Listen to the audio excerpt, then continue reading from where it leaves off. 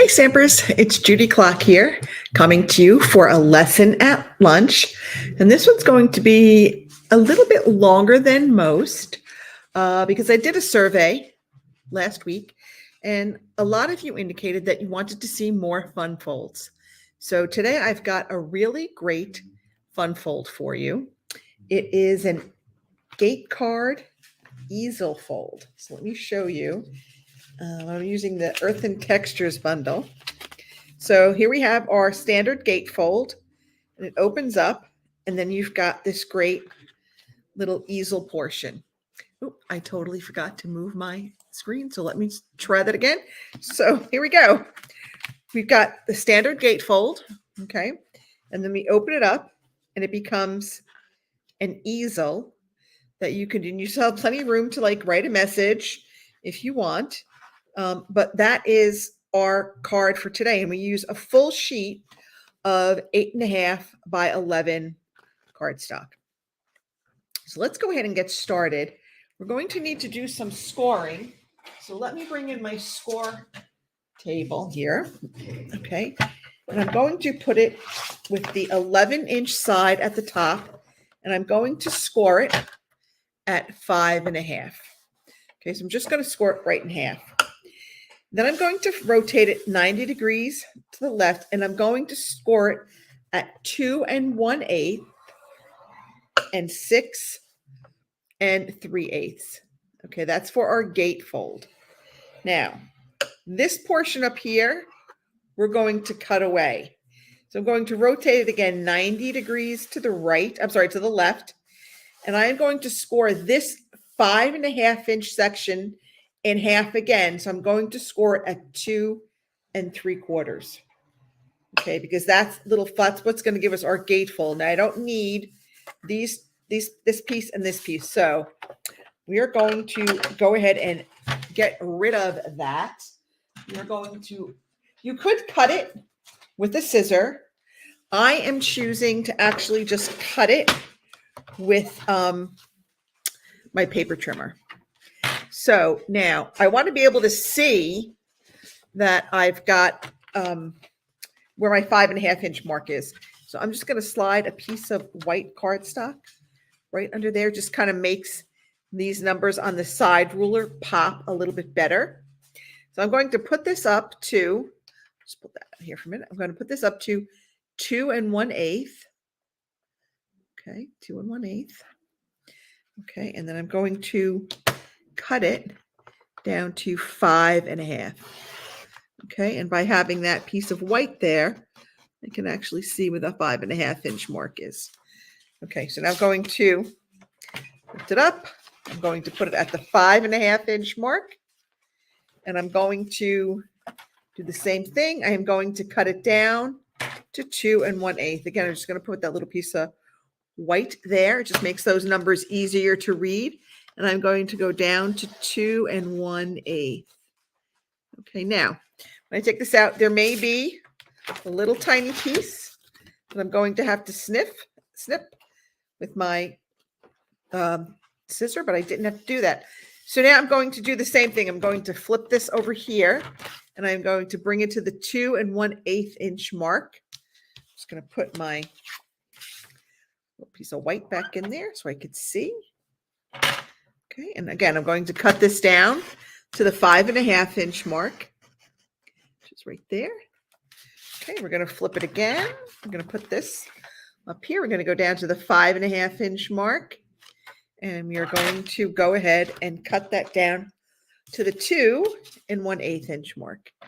Okay, put that back there, and we're going to come down to the 2 1/8-inch, and that is right about there. Okay. Now, we're going to burnish this on all of our score lines.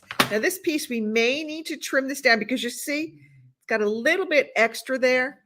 So I am actually going to just kind of come in here and trim off that little tiny bit of excess. Okay. And that will hopefully make it lie better. Let's make sure we've got the same thing over here. That looks pretty good.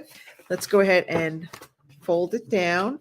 Make sure we can close. Okay, so this side is still a little bit big. So let's go ahead and trim that just a wee tad.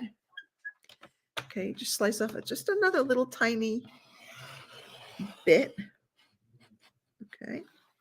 I might have to trim that with my scissor just to make sure that I get all of it off. Okay, and that should, I'm just going to cut that off with my scissor. Okay. All right, and that should now allow our gatefold to close nicely. All right, so that's it for our cutting and scoring. Okay, so now what we need is, I'm just going to burnish these. Okay. I know I've had people ask me what happened to my finger. I slammed it in a door about 6 weeks ago, and it is still, that is a bruise, and it is still healing. Okay, so now we've got all of our pieces for our gatefold. So let's start assembling our card, and then we'll do some stamping.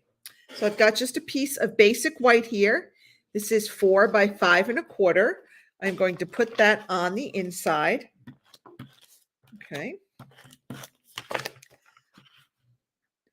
Oops. Now, when I cut my designer series paper, I had a little extra piece left over. I'm just going to put that at the bottom.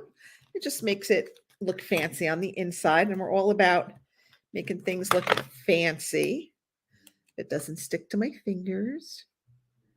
Okay, I usually just make it even, but if you want it, you could actually put it up from the bottom edge. If you want to do that, you can have it even with the bottom edge. Okay, now for here, we've got 2 pieces of designer series paper that are 2 2.5 by 3 3/4.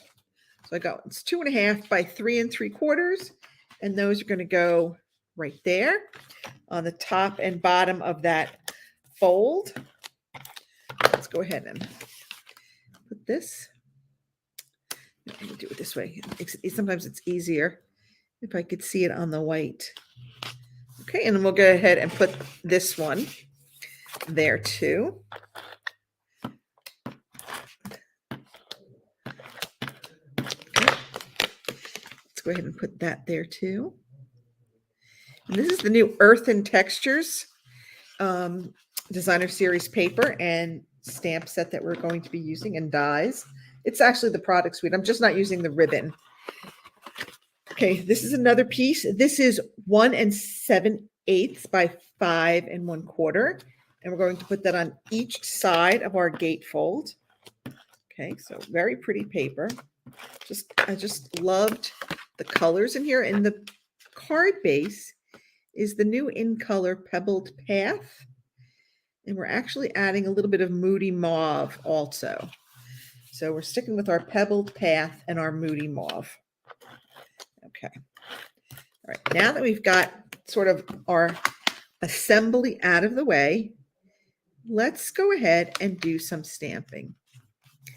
Okay. So I cut a little piece here with our Nested Essentials dies, and I'm going to stamp the sentiment in Pebbled Path. And it says, "You are proof there is good in the world." All right, we're just going to stamp that like that. We'll put that off for a minute. Now my piece of white that I was using, we're going to actually use it to stamp some other pieces. So I'm going to stamp the large vase. Okay, and it is not a solid image. It is going to look, I guess, distressed is the word I'm looking for. All right, then we're going to stamp the smaller vase or vase. I don't know, whatever you want to call it, vase, vase. Okay, stamp that there. And then I'm going to bring in some wild wheat. We're actually going to stamp some wheat. Imagine that, using wild wheat to stamp wheat. Okay, so then we're just going to stamp that. Now, these all have matching dies. So I would go ahead and I would die cut them. And when I die cut them, I would end up with these pieces. So we've got our little, goodness, our little vase, the big vase, our wheat. And then I have a couple of extra pieces that I cut here. I cut this little filigree piece that we're going to use to decorate the larger vase. And I did back this with our adhesive sheets first. And then we've got this topper that we're going to put on top of this vase. And that's also in Pebbled Path. Now, I wanted to add a sentiment to the front. And I was looking at the vase cutout. And I thought, that would be good for a sentiment. Now it's got the little, you can see it's got the little bottom here, but we're going to take care of that because after we stamp our thank you in, we're going to use our Moody Mauve. We're going to stamp our thank you in Moody Mauve. I'm really having a problem picking up these little pieces today. Now you'll notice I am not using a Stampin' Pierce mat because these are our cling stamps, our red rubber stamps. So we don't need to have our Stampin' Pierce mat like we do when we use our photopolymers. Okay, so now we've got that. So now I want to flag this end. So I'm going to take my paper snips. Let's get my bone folder out of here. Let me get this piece out of our way. We're just going to be working with these. I'm going to come up here and I'm going to cut a little notch. And then I'm going to come over here and I'm going to notch that. Okay, and then I'm going to do the same thing on this side. We're going to notch that. I can't really see, but there you have our little flagged end. And you would never know that there was that little end. So don't be afraid to use your shapes for other things. All right, so now let's go ahead and start assembling our card. So I want to take this little, I'm calling it like a filigree piece, and I want to put it on my large vase. And I'm going to take this off. There we go. Now it's going to be longer, which is fine. So again, I'm just going to decide where I like it. And then I'm just going to take my paper snips and I'm going to just kind of trim it to the shape of my vase. Okay, there we go. All right, now we're going to add this piece to our top. If I can actually pick it up. Okay, I'm going to add some adhesive. Well, that was easy to pick up. Okay, so now I'm going to, now I got the cut on my, stuck on my fingers. I'm going to add this so I'm covering up that first stamped rim. I had some adhesive hanging out. Okay, my edges are even. Okay, so now I've got that one.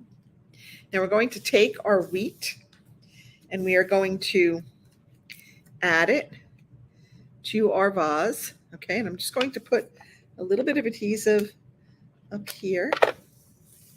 Right, and I'm going to make sure that my wheat really covers up a lot of that adhesive. All right, now, let's go and start putting our card together. So we're going to put some dimensionals on the bottom of this piece because this is the piece that's going to hold our easel fold up. So you need to put it on dimensionals to kind of lift it off the paper to create that little lip that our easel can rest against. So I'm going to just kind of fold up my easel, see kind of where I think I want it, and then I'm just going to add my little piece. Okay, so now we've got that. So now let's go ahead and add our vase. Now I'm going to go ahead, I want to put this down here. So I'm just going to put adhesive on like half of this because I want it to stand up. I don't want it to be flat. So I'm just going to put it on the bottom half. Okay, because I want the top half to sort of be free. So we're going to put that one there. And then this one we're going to put, this one can have adhesive on the whole thing because it's not going to come above our fold line. Just put that down there a little bit. Okay, and now we've got that. And so you see why I didn't have the tape going all the way up, because this piece is, you don't want it to stick to that above the fold. You want that to be able to stand up. All right, and now we're going to go ahead and we're going to add our sentiment, our thank you sentiment. All right, and again, I'm going to, I'm not going to add this. I'm going to just lay this flat. I'm not going to add any dimensionals because we have dimensionals on the inside and we don't want it to be too puffy. That's an actual word. I don't know if that's an actual word. We're going to put that there. Then we're going to bring in some of our in-color dots. Now here we can pick out any colors that we want. We've got copper clay. We've got the mauve. I think I'm just going to go with some pebbled path. Okay, and we're just going to add these dots randomly wherever you want. There's no right or wrong way to add dots. We're just adding a little embellishment. And that is our gatefold easel card. Okay, I will have the measurements on my blog post. It will probably be up on Wednesday, but I hope that you like this card. It looks intimidating, but it's really not. It's just a couple of score lines and knowing which piece to cut off. But I think once you try it, you'll really like it and you'll be making these all the time. All right, everybody, that's it for me. Happy stamping. I will see you on Thursday at 7:30. Bye now.